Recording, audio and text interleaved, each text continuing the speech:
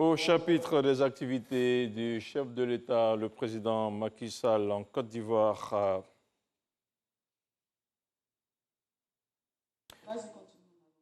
Mesdames et messieurs, bonjour. Mesdames et messieurs, bonjour et bienvenue dans ce 6h30 au chapitre des activités du président sénégalais en Côte d'Ivoire. Macky Sall s'est rendu hier vendredi sur le site de la centrale thermique de la Cyprelle, la compagnie ivoirienne de production d'électricité. Le président sénégalais est allé s'imprégner du fonctionnement de cette entreprise. Elle est dotée d'une puissance installée de 556 mégawatts. Faut-il le souligner, la Côte d'Ivoire et le Sénégal envisagent d'intensifier leur coopération énergétique. Bahama Traoré. Du bruit assourdissant, mais utile pour la production d'électricité. Depuis cette centrale thermique située en zone portuaire, la Cyprelle, compagnie ivoirienne de production d'électricité, fournit à la Côte d'Ivoire 31% de ses besoins en énergie, l'équivalent de 556 MW de courant électrique. Cet apport significatif est le fruit de 330 milliards de francs CFA d'investissement en 20 ans, ce qui fait de la Cyprelle le fleuron du secteur ivoirien de l'électricité, un secteur en plein essor ces dernières années. De 2011 à 2018, les principaux indicateurs du secteur de l'électricité ont connu des évolutions remarquables, notamment une augmentation d'environ 60% de la capacité, en passant de 1391 MW en 2011 à environ 2200 MW en 2018. Le taux de couverture du pays est passé de 33% à environ 60%. Le temps moyen de coupure d'électricité a été réduit de plus de moitié, passant d'environ 48 heures à 22 heures par an. Et pour finir, le rendement global du secteur est passé de 72% à 80%. Avec le plan Sénégal émergent, le président Macky Sall ambitionne de fournir aux Sénégalais de l'énergie en quantité, en qualité et moins coûteuse. C'est ainsi qu'il a visité ce vendredi les installations de la Cyprelle afin de s'inspirer de ce modèle de partenariat public-privé réussi. Ce que nous avons vu cet après-midi montre que la Côte d'Ivoire a osé assez tôt d'engager une réforme pionnière. La Côte d'Ivoire, on le sait, est un pays qui vend de l'énergie à beaucoup de pays limitrophes, mais aussi qui a eu des ressources assez tôt. Et en tout cas, je ne peux que me réjouir de ce que j'ai vu ici. Et on sait que sans énergie, il n'y a point de développement. L'énergie étant le moteur de la croissance économique. Et je voudrais féliciter le gouvernement aussi pour la mise en œuvre de la vision du président Ouattara. Entre Africains, nous devons pouvoir travailler ensemble dans le cadre du renforcement et de la modernisation de nos systèmes électriques.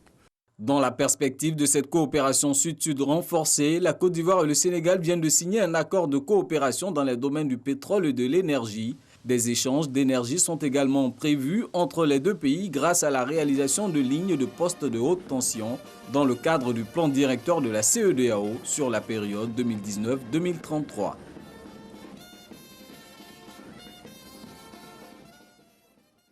Fermé depuis plus d'une année pour des travaux de rénovation, l'hôpital général Félix Houphouët-Boigny d'Abobo Nord a rouvert officiellement hier vendredi.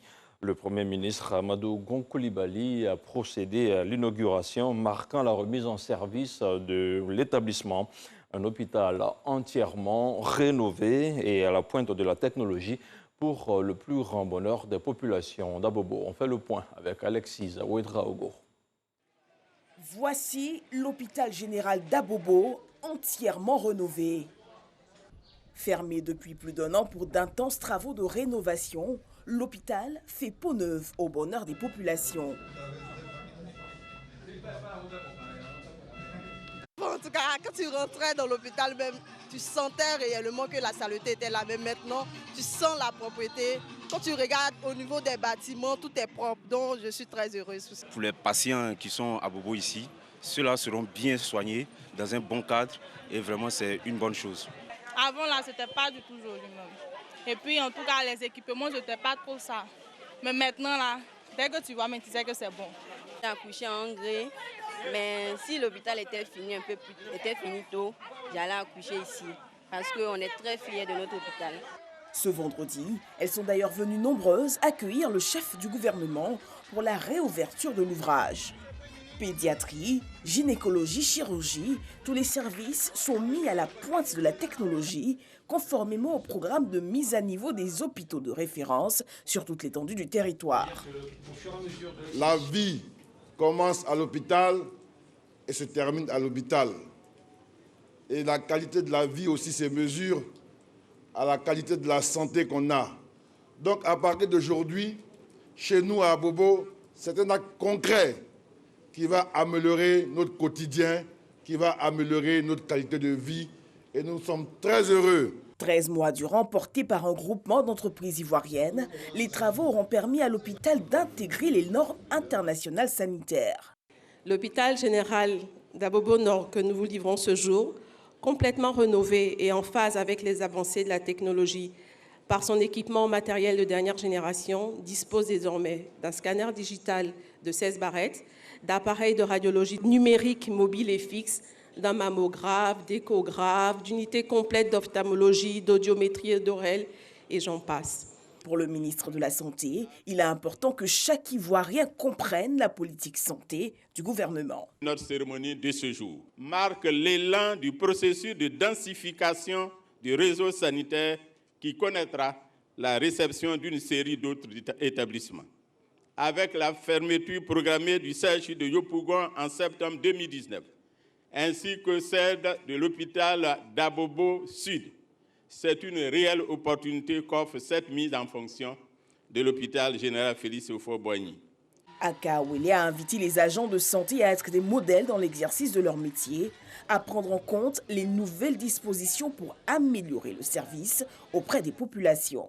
Présidant la cérémonie, le Premier ministre s'est réjoui avec les populations de cet ouvrage qui vient renforcer l'action sociale pour les plus vulnérables et offrir le meilleur en matière de santé. Il a annoncé pour très bientôt la construction d'un CHU dans la commune. Abobo, l'une des communes les plus peuplées du pays, ne pouvait rester en marge des grands projets en cours pour le progrès social des populations ivoiriennes. Et qui dit progrès social dit avant tout la santé et la possibilité pour les populations de satisfaire leurs besoins de santé. Amadou Gonkoulibaly exhorte population et personnel de santé à préserver l'acquis. Je vous exhorte à faire preuve de beaucoup plus de professionnalisme et surtout d'amabilité et d'empathie vis-à-vis de vos futurs patients et parturientes. Quant à vous, brave population de la commune d'Abobo, je vous invite à fréquenter votre hôpital, à suivre les instructions qui vous seront données pour la facilitation du travail des professionnels et à apporter également votre concours pour le maintien en état des locaux qui sont mis à votre disposition. C'est votre hôpital, prenez-en soin. Après le lancement des travaux du CHR d'Aboisson en mai dernier, la réouverture de l'hôpital général d'Abobo ce jour, prochain cap sur Adzopé, la ville verra sortir de terre son CHR. Un mot de culture à présent, ouverture à Abidjan, le premier festival panafricain de la photographie d'art. La rencontre culturelle vise à valoriser le métier des artistes photographes et le concept d'identité culturelle.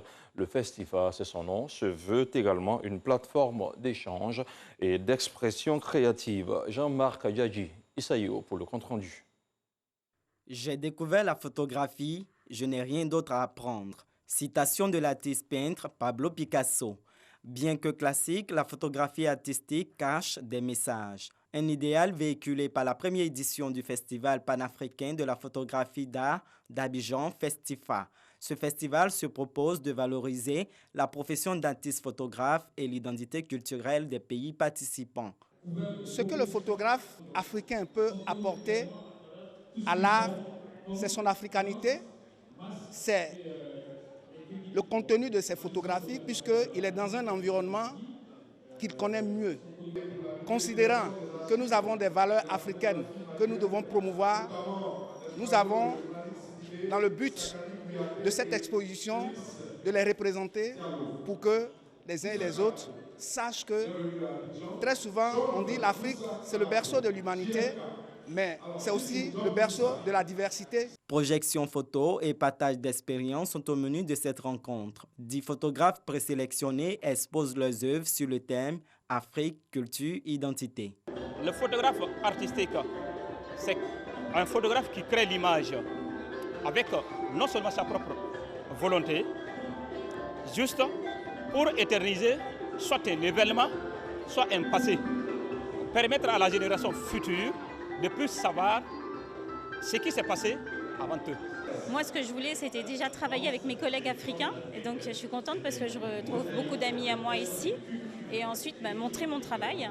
Et puis, on parlait d'identité culturelle. Plus de 50 participants d'Afrique de l'Ouest et d'Europe sont attendus à ce festival.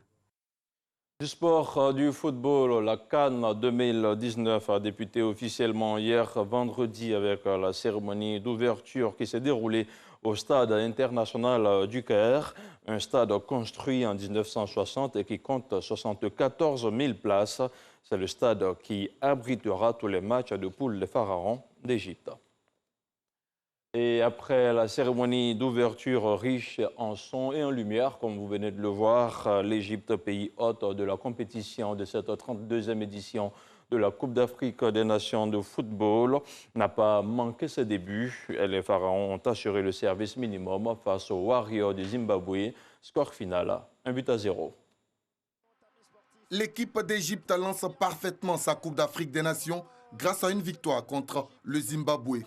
Dominateur du match, les Égyptiens voient leurs bonnes intentions récompensées grâce à Mahmoud Trezeguet.